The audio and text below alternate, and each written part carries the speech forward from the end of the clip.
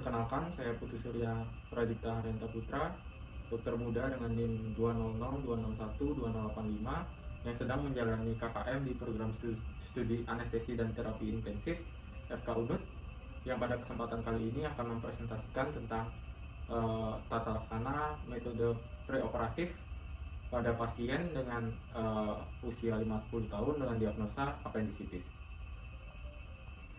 Penting untuk dilakukannya tindakan preoperatif sebelum dimulainya operasi, yang bertujuan untuk yang pertama sebagai pasien safety, kemudian untuk dokumentasi kondisi pasien, kemudian untuk optimalisasi kondisi pasien, kemudian untuk menentukan rencana dari perawatan maupun setelah operasi. Kemudian yang kelima adalah KIE pasien dan keluarga. Yang keenam adalah mengurangi kos. Selanjutnya, secara garis besar, kaidah evaluasi preoperatif dibagi menjadi 3 tahapan, yaitu yang pertama adalah anamnesis, yang kedua adalah pemeriksaan fisik, yang ketiga adalah pemeriksaan penunjang. Di mana yang pertama adalah anamnesis, merupakan sebagai komponen yang paling penting dalam suatu prosedur preoperatif, di mana dalam anamnesis itu sendiri 80% diagnosis dapat ditegakkan dari anamnesis.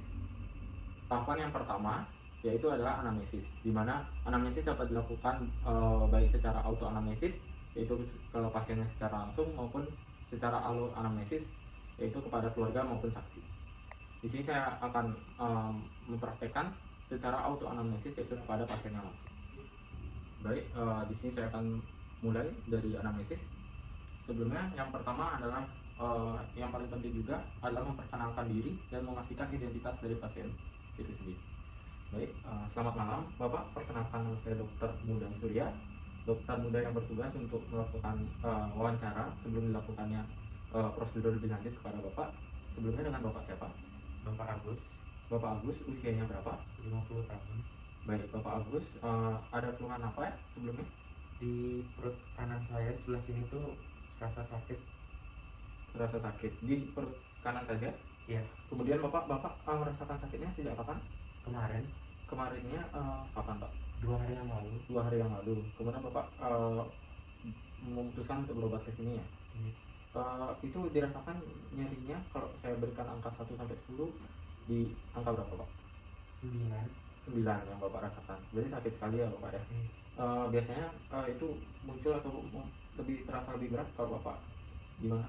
Kalau lagi jalan sih Jalan agak susah ya Pak ya? Kalau terasa lebih baik gimana Pak? seperti tidur begini. Apakah ada lagi yang memperberat atau memperingan? Enggak ada ya Bapak ya. Kemudian Bapak, saya di sini ingin menanyakan, apakah Bapak pernah mengalami keluhan yang sama sebelumnya? Mungkin dulu gitu? Tidak ada Ya Bapak ya. Di keluarga apakah ada yang mengalami seperti ini? Tidak juga ya Bapak ya. Di lingkungannya tidak ada juga ya Bapak ya. Bapak sebelumnya pekerjaannya apa Pak? Saya Wira swasta. Selama pekerjaan bisa beraktivitas normal? Bisa.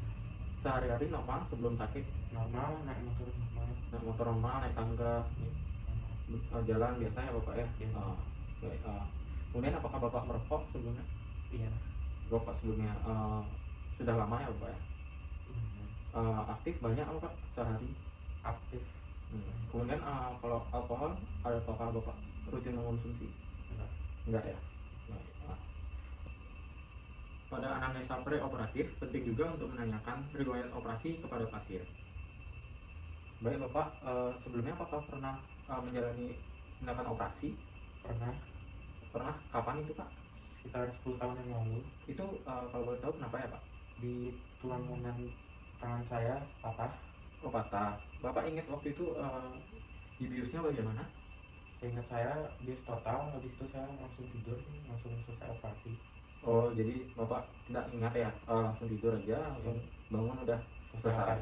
Ya. Kemudian apa ada gejala setelah Bapak operasi? Nggak ada sih. Mual muntah gitu? Nggak ada, langsung ke ruang biasa. Langsung ke ruangan ya, tidak ada gejala apapun ya? Tidak ada. Baik, kemudian juga dari anamnesa preoperatif penting untuk melengkapi riwayat sampel dari pasien yang mencakup alergi, medication, past illness atau penyakit sebelumnya, kemudian juga ada last meal dan event. Dari sini Bapak apakah memiliki alergi Pak? Tidak ada alergi ya. Kalau untuk pengobatan untuk sakit yang ini, apa Bapak ada minum obat-obatan? Ada, saya kemudian pereda nyeri, paracetamol Paracetamol. Udah berapa kali Pak? sekitar 3. 3 kali ya. Nah, kemudian juga kalau sakit sebelumnya Bapak ada riwayat mungkin tekanan darah tinggi, diabetes? Tidak ada sih. Kemudian juga untuk makan Pak, sebelumnya ada makan terakhir? Sebelum kesini sih saya makan. Sebelum ke sini makan. Oh iya.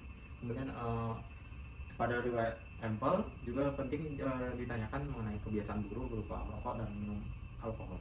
Pada langkah preoperatif penting juga untuk melakukan pemeriksaan Apfel score, di mana di sini untuk memprediksi kejadian PONV atau postoperatif nausea vomiting pada pasien yang menjalani anestesi umum. Apfel score mencakup dari 4 komponen utama, yaitu yang pertama adalah female mendapatkan 1 poin, kemudian non-smoker mendapatkan 1 poin, kemudian histori dari PONV sebelumnya mendapatkan 1 poin, dan postoperatif menggunakan opioid mendapatkan 1 poin. Secara total akan menghasilkan jumlah 4 poin. Baik, selanjutnya langkah pada preoperatif yang dapat dilakukan adalah pemeriksaan fisik. Di sini pada pemeriksaan fisik preoperatif mencakup 6B. Yang pertama adalah brain, breath, blood, bowel, bladder, dan bone. Kemudian yang pertama brain. Brain di sini adalah mencakup melakukan pemeriksaan sistem saraf pusat yang mencakup kesadaran pasien dan juga GCS. Jadi pada pemeriksaan brain sendiri kita dapat mengetahui kondisi kesadaran pasien sejak awal kita melakukan anamnesis, di mana dari tingkat kesadaran secara kualitatif dapat diberikan penilaian apakah pasien termasuk ke dalam kompos mentis, somnolence, stupor, ataupun koma. Untuk GCS sendiri dari kriteria Glasgow Coma Scale yang mencakup eye, motorik, dan verbal. Kemudian pemeriksaan fisik yang kedua adalah breath, di mana di sini adalah menilai fungsi paru melalui tanda vital dan pemeriksaan fisik. Tanda vital yang di sini yang dapat diperiksa berupa respiratory rate dan saturasi oksigen. Kita dapat menggunakan saturasi oksigen perifer untuk guna mendapatkan saturasi dari pasien. Izin Bapak ya, saya ukur saturasinya. Kemudian dari respiratory rate kita dapat ukur menggunakan stopwatch berapa respiratory rate dari pasien selama 1 menit. Bapak, apakah nafasnya terasa normal atau terasa lebih cepat dari biasanya? Lebih cepat dari biasanya. Lebih cepat dari biasanya. Baik, kemudian dari pemeriksaan fisik juga, di sini dapat dilakukan pemeriksaan fisik untuk bagian breath, yaitu seperti inspeksi, palpasi, auskultasi, dan perkusi. Jadi Bapak boleh diangkat bajunya. Di sini dilakukan inspeksi, melihat pergerakan dinding dada, kemudian apakah ada luka bekas operasi, apakah ada flare chest, kemudian dilakukan auskultasi untuk mengetahui suara nafas dari pasien, apakah suara nafas vesikuler, apakah ada wheezing maupun bronki.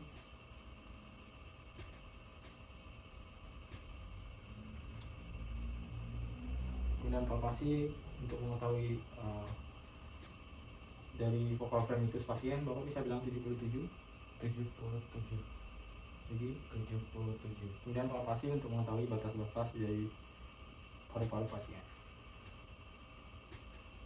Kemudian pemeriksaan dari breathing yang paling penting juga perlu dilakukan adalah pemeriksaan rutin berupa ronsen toraks, di mana pemeriksaan ronsen toraks untuk mengetahui lebih detail secara radiologi mengenai apakah terdapat kelainan pada paru-paru pasien dan juga pada jantung pasien. Selanjutnya pemeriksaan fisik dari 6B yang ketiga adalah blood, di mana di sini untuk melakukan pemeriksaan sistem kardiovaskular melalui tanda vital dan juga pemeriksaan fisik. Jadi tanda vital yang dapat diperiksa adalah berupa heart rate yang termasuk ke dalam reguler ataupun irregular. Di sini dapat menggunakan juga pengukuran nadi ataupun juga menggunakan alat saturasi yang berisi dengan nadi. Biasanya pada pasien appendicitis dengan tanda-tanda infeksi akut akan ada peningkatan dari heart rate itu sendiri. Dari blood juga dapat dilakukan pemeriksaan EKG, yaitu elektrokardiogram, untuk mengukur atau melihat aktivitas dari elektrikal jantung. Kemudian dari pemeriksaan fisik dapat dilakukan inspeksi, palpasi, auskultasi, dan juga perkusi. Khususnya dari auskultasi di sini untuk mendengar suara S1 dan S2 dari jantung sendiri, di mana S1 itu itu sebagai interpretasi dari penutupan katup atrioventricularis yang termasuk ke dalam mitral dan tricuspid. Kemudian suara S2 yaitu penutupan katup semilunaris yang termasuk ke dalam aorta dan pulmonal. Fungsi apa Pak ya?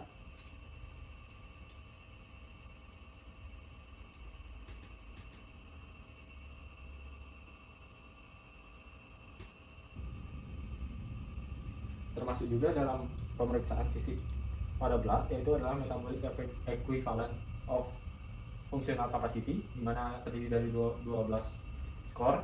Di sini berfungsi untuk melakukan pemeriksaan melalui aktivitas sehari-hari pasien yang dapat ditanyakan melalui anamnesis, apakah pasien dapat melakukan aktivitasnya mandiri, dapat berjalan menaiki tangga mandiri, dapat melakukan pekerjaan yang menguras tenaga banyak, di mana pada pemeriksaan METS ini berfungsi untuk mengukur kapasitas oksigen yang dikonsumsi dari pasien itu sendiri dengan perhitungan 3,5 ml oksigen per kilogram berat badan dikali menit.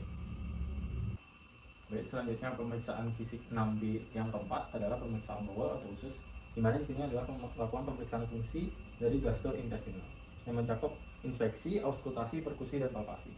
Dari inspeksi kita dapat lihat bagaimana kondisi abdomen pasien, apakah ada tanda-tanda trauma abdomen. Kemudian pada auskultasi kita dapat dengar bising usus dari pasien. Selanjutnya pada perkusi dilakukan pemeriksaan batas-batas repar, pemeriksaan spleen. Kemudian juga pada palpasi, terutama yang paling penting, pada pasien appendicitis bisa ditemukan nyeri tekan pada kuadran kanan bawah dari abdomen pasien. Misi apa? Apakah sakit Pak? Ini dilakukan secara pelan-pelan, secara hati-hati tentunya. Dan juga ada pemeriksaan khas pada abdomen pasien yang dapat dilakukan dengan merelaksasi dari otot-otot abdomen sebelum melakukan palpasi, yaitu adalah McBurney sign, atau ketika diberikan palpasi yang dilepas akan tetap terasa nyeri. Selanjutnya pemeriksaan 6B yang kelima adalah pemeriksaan bladder, di mana ini mencakup pemeriksaan fungsi ginjal, di mana gagal ginjal dikaitkan dengan peningkatan risiko dari tindakan bedah dan juga risiko dari lamanya penyembuhan setelah pembedahan. Ini mencakup juga mengenai urin output dari pasien dengan perhitungan urin output yaitu 0,5 hingga 1 cc per kilogram berat badan per jam. Kemudian pemeriksaan rutin dari fungsi ginjal perlu dilakukan dengan khususnya pada pasien dengan riwayat gagal ginjal sebelum dilakukan tindakan pembedahan. Selanjutnya dari pemeriksaan fisik 6B yang terakhir adalah bone, di mana di sini mencakup evaluasi malampati sebagai penilaian kesulitan intubasi, kemudian ada juga penomoran gigi dan evaluasi spine apabila akan dilakukan rencana regional anestesi. Jadi di sini hal yang bisa dilakukan untuk mengevaluasi malampati, pasien bisa diinstruksikan untuk duduk. Boleh Pak, duduk Pak. Maskernya boleh dilepas sebentar. Evaluasi malampati sebagai penilaian kesulitan intubasi, yang pertama adalah dengan prosedur Lemon, yaitu L lux externali, untuk melihat apakah ada trauma maksilofacial dan deformasi wajah, kemudian apakah terdapat jenggot. Kemudian juga yang kedua adalah E, evaluate using 3-3-2 rule. Di sini dengan tangan pasien, Bapak bisa 3 jari dibuka mulutnya. Yang pertama ini untuk melihat akses dari airway itu sendiri. Kemudian yang kedua untuk mengukur dari mentum ke hyoid bone, bisa ditaruh di bawah sini Pak, seperti ini jarinya. Iya. Di sini berfungsi untuk memprediksi apakah lidah dapat dilakukan penggeseran untuk mengakomodasi dari laryngoskop.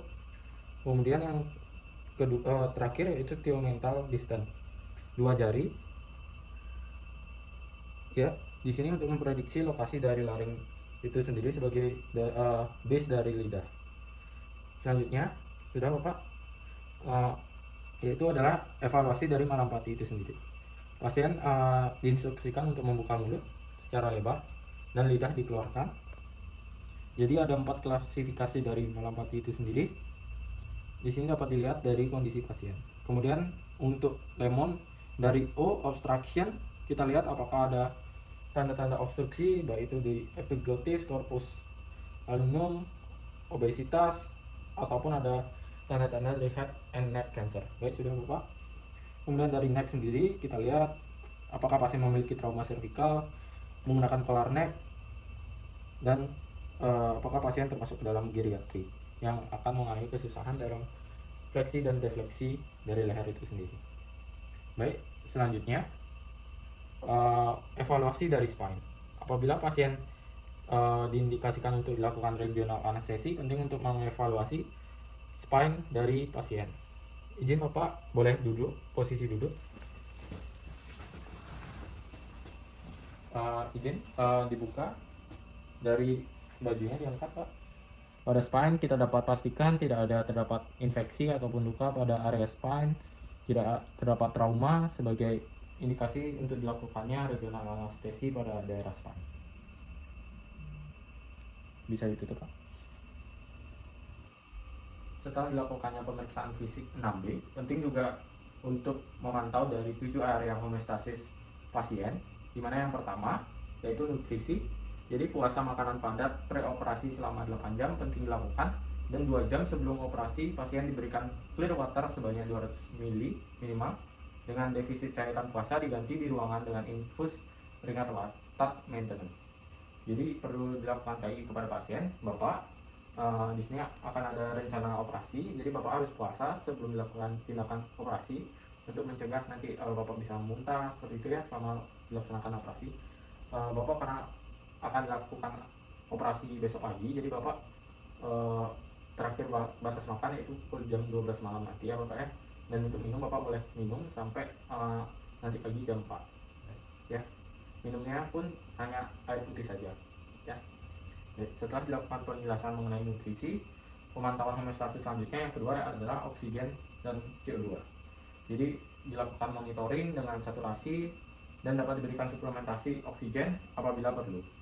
Yang ketiga adalah suhu, menjaga suhu pasien perioperatif dengan memasangkan blanket warmer durante operasi itu sangat perlu untuk mencegah pasien mengalami hipotermi.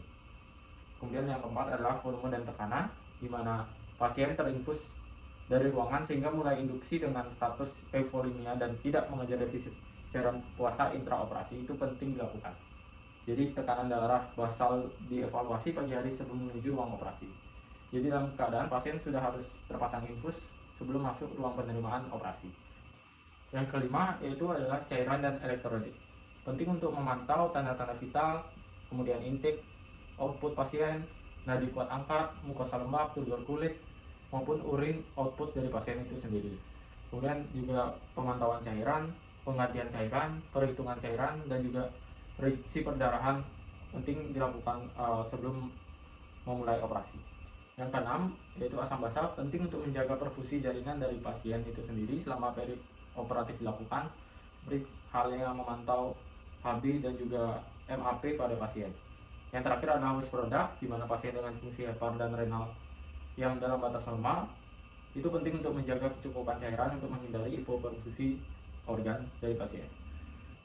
Selanjutnya setelah dilakukan pemeriksaan anamnesis dan pemeriksaan fisik, penting juga untuk melakukan pemeriksaan penunjang kepada pasien untuk semakin memperoleh informasi dari kondisi pasien tersebut, seperti melakukan pemeriksaan darah lengkap, INR, PTT, APTT, kemudian pemeriksaan urium, kreatinin, dan elektrolit, dan juga glukosa puasa, dan juga ronsen toraks.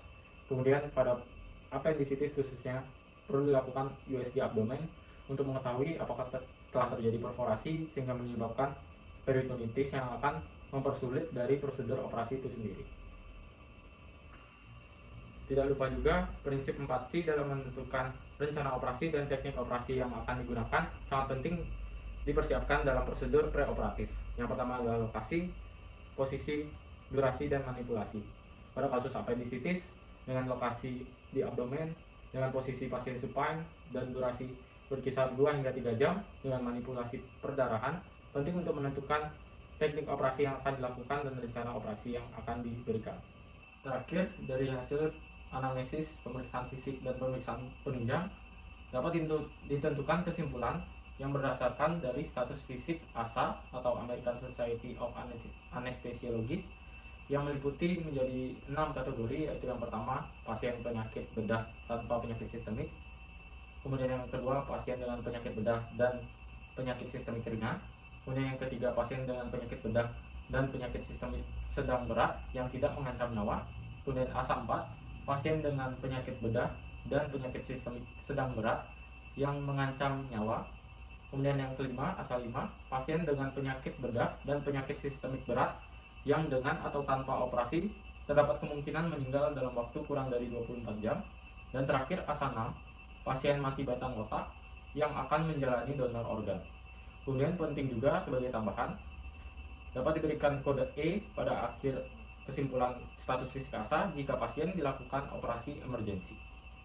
Sekian mengenai prosedur preoperatif yang dapat saya paparkan. Terima kasih.